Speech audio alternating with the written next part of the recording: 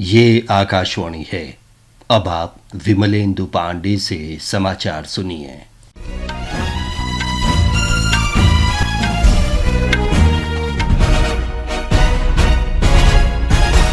लोकसभा चुनाव के पहले चरण के मतदान के लिए सभी तैयारियां पूरी हो गई हैं। पहले चरण में 17 राज्यों और 4 केंद्र शासित प्रदेशों के 102 निर्वाचन क्षेत्रों में कल वोट डाले जाएंगे। अरुणाचल प्रदेश, मेघालय, मिजोरम, नागालैंड, सिक्किम, अंडमान और निकोबार द्वीप समूह, लक्षद्वीप, पुदुचेरी, उत्तराखंड और तमिलनाडु की सभी लोकसभा सीटों के लिए इस चरण में मतदान होगा।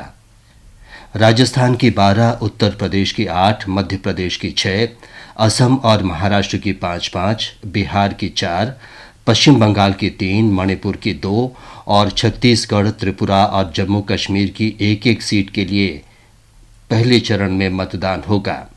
इस चरण में 1625 उम्मीदवार मैदान में हैं।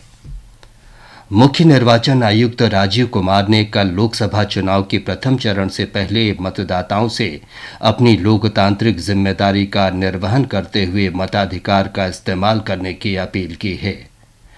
श्री राजीव कुमार ने आकाशवाणी समाचार से विशेष बातचीत में कहा कि लोगों की सक्रिय भागीदारी से ही देश में नियमित और सुचारू रूप से चुनाव संपन्न हो रहे हैं। देश के प्रिय मतदाताओं, आज भारत के लिए एक अत्यंत महत्वपूर्ण और अनमोल क्षण है। मतदान के फर्स्ट फेज का दिन आने वाला है। लगभग 16.5 करोड़ वोटर्स विभिन्न राज्यों में लगभग 1.86 लाख मतदान केंद्रों पर मतदान करेंगे। इस मौके पर मैं आपसे कुछ कहना चाहता हूं। चुनाव भारत के लोकतंत्र की गौरवशाली अभिव्यक्ति है। मतदान करने जैसा कुछ भी नहीं है। भारत निर्वाचन आयोग और इसके लाखों अधिकारियों ने आपके मतदान अनुभव को शांतिपूर्ण, सहज और सुखद बनाने के लिए पिछले 2 वर्षों में बहुत कड़ी मेहनत।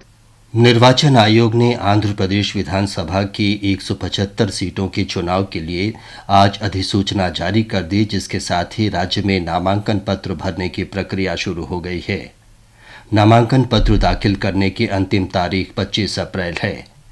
नामांकन पत्रों की जांच 26 अप्रैल को होगी और 29 अप्रैल तक नाम वापस लिए जा सकेंगे। आंध्र प्रदेश में सभी 25 लोकसभा सीटों और 175 विधानसभा सीटों के लिए अगले महीने की 13 तारीख को एक ही चरण में मतदान होगा। भारतीय जनता पार्टी के राष्ट्रीय अध्यक्ष जगत प्रकाश नड्डा ने आज असम के कोकराझार में राष्ट्रीय जनतांत्रिक गठबंधन एनडीए के उम्मीदवार जयंत बसुमतारी के समर्थन में चुनावी रैली को संबोधित किया। श्री नड्डा ने कोकराझार ग्रीन फील्ड में कहा कि प्रधानमंत्री नरेंद्र मोदी ठोस निर्णय लेते हैं और उनकी पहल पर ही बोडो शांति समझौते पर हस्ताक्षर किए गए।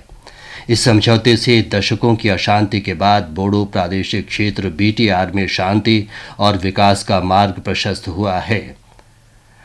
भाजपा अध्यक्ष ने इस क्षेत्र की उपेक्षा तथा विभाजनकारी नीतियों के लिए कांग्रेस की आलोचना की।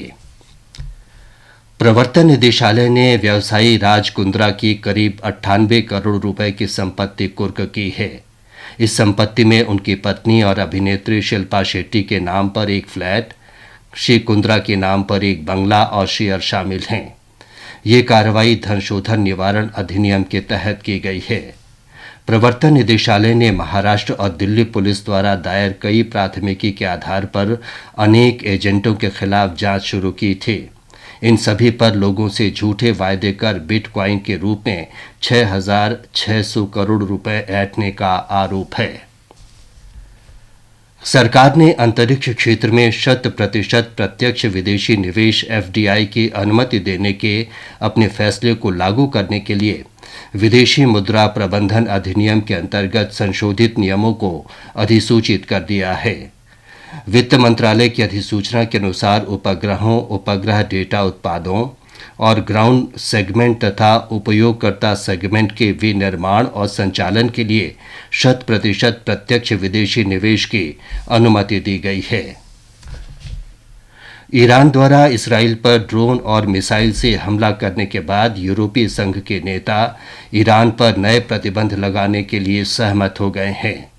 इसके साथ ही ये समाचार बुलेटिन समाप्त हुआ।